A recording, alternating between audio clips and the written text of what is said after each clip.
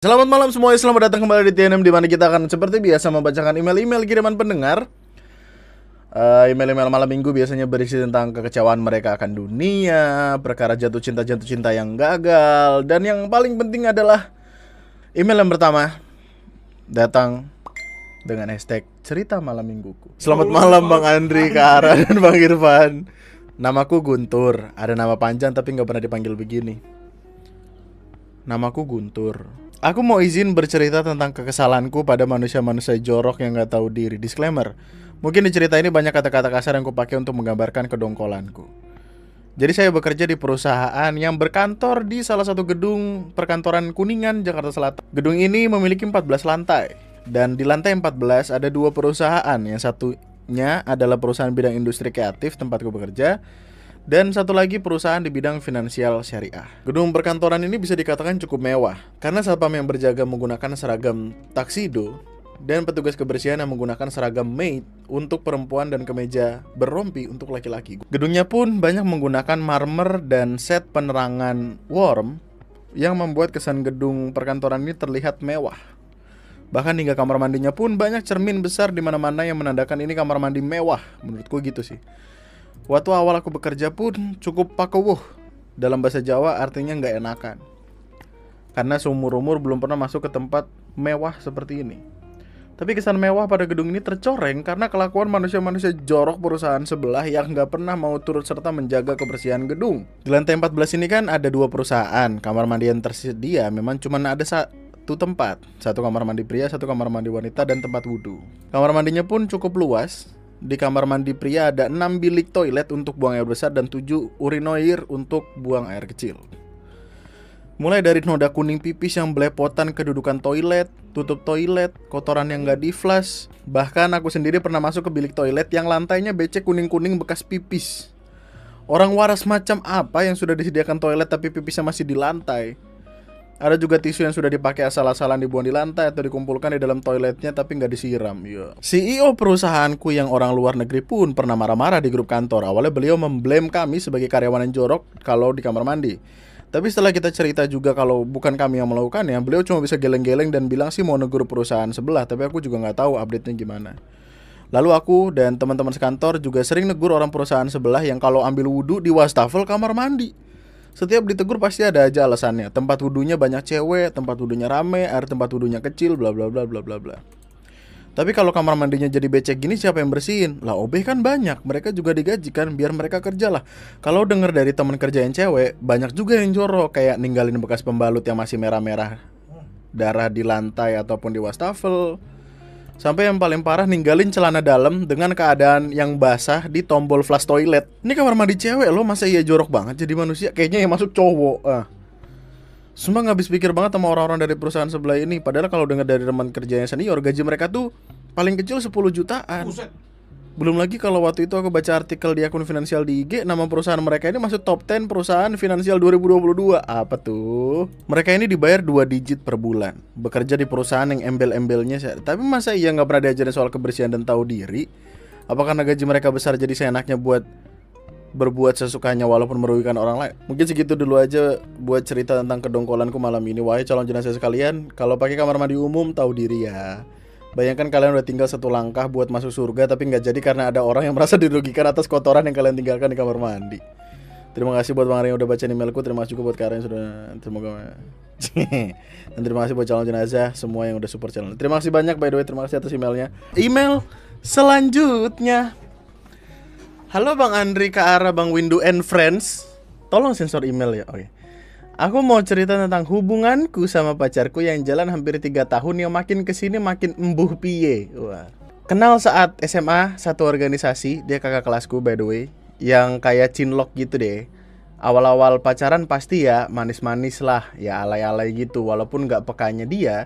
Jadi makanan sehari-hari dan aku gak pernah ngarepin dia kayak orang-orang lain. Kita mutusin buat backstreet, cuma orang-orang tertentu aja yang tahu dia.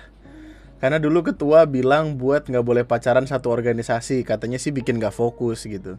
Berbulan-bulan berlalu gitu aja. Kita sama-sama orang yang gak terlalu banyak topik, jadi ya gitu-gitu aja. Kalau kata teman-teman sih anyep.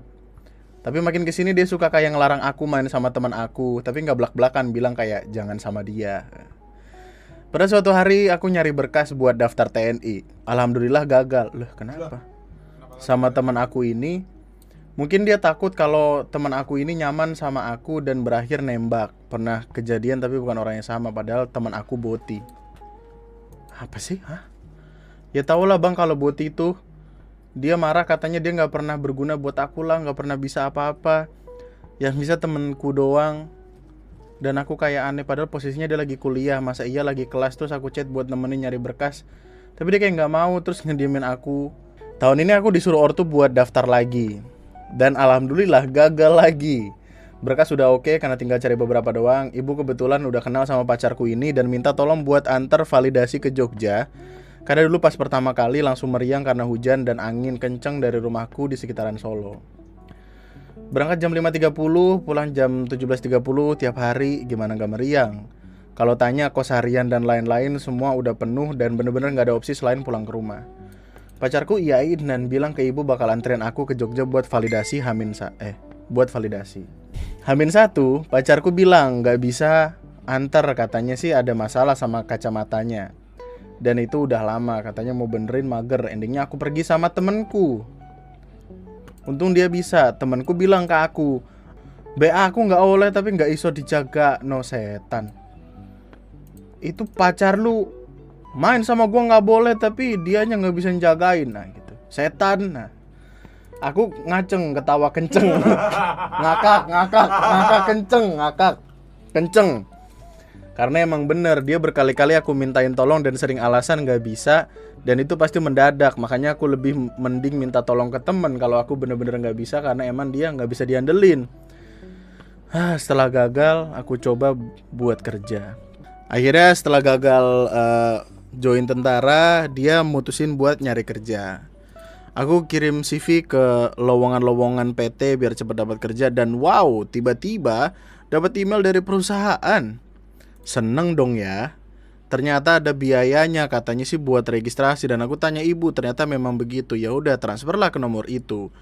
Nominalnya sih nggak gede-gede banget, tapi lumayan lah buat beli kuota. Aku effort buat sewa tempat biar wawancaranya jadi lebih rileks karena di rumah berisik banget. Dan ibu titipin aku ke pacarku karena aku sewa tempat di daerah yang sama kayak dia. Malam gak bisa tidur, kebayang besok gimana-gimana, deg-degan pastinya. Paginya pacarku chat, katanya baterainya low, chargernya rusak. Aku bilang buat ambil punyaku sebentar, toh dekat cuma 800 meter jarak kos pacarku ke tempatku yang aku sewa untuk wawancara. Dia gak mau dan bilang, gak, nek mati HP nih. Terus aku bilang, oh ya udah terserah. Dan aku lanjut siap-siap buat wawancara. Tapi wow, ekspektasi tak seindah kenyataan, aku ditipu. Sakitnya ya luar biasa, kecewa berat, kaget, shock. Aku hubungin pacarku buat cerita hal ini tapi gak bisa dihubungin.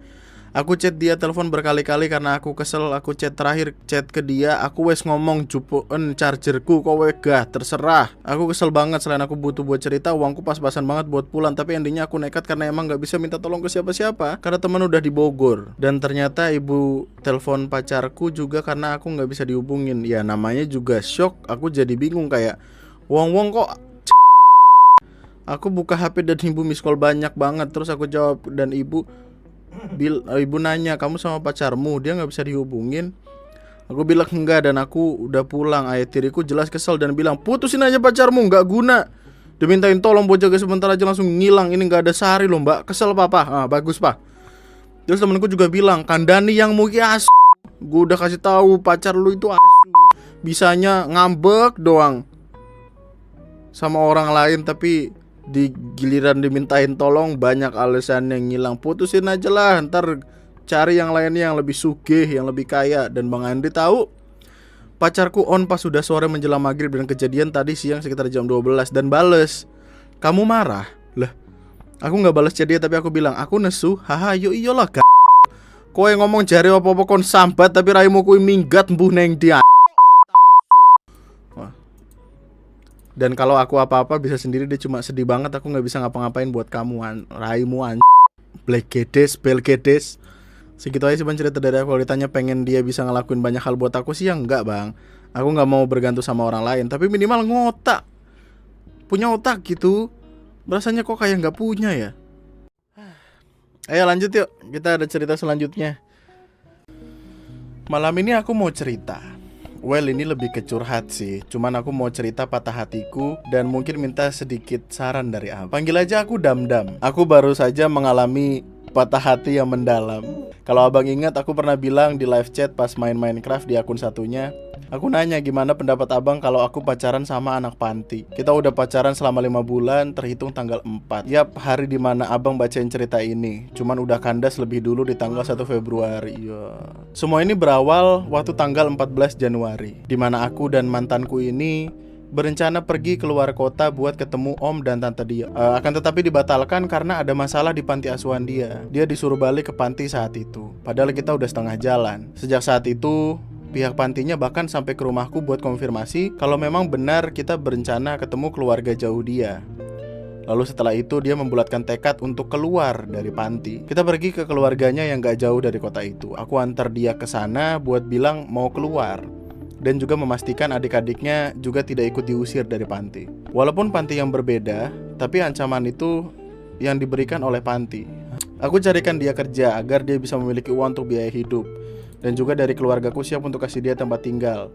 Jadi beban dia agak sedikit berkurang. Lalu saat hari dia akan pergi dari panti, dia tiba-tiba membatalkan semua rencana itu. Aku jelas kecewa kan, karena udah sebegitunya aku berjuang buat dia. Kami ribut waktu itu, tapi aku gak memperpanjang kecewaku, karena aku tahu dia itu kesepian dan mau berontak terus. Sehari setelah itu dia pamit mau mengikuti kegiatan kampus.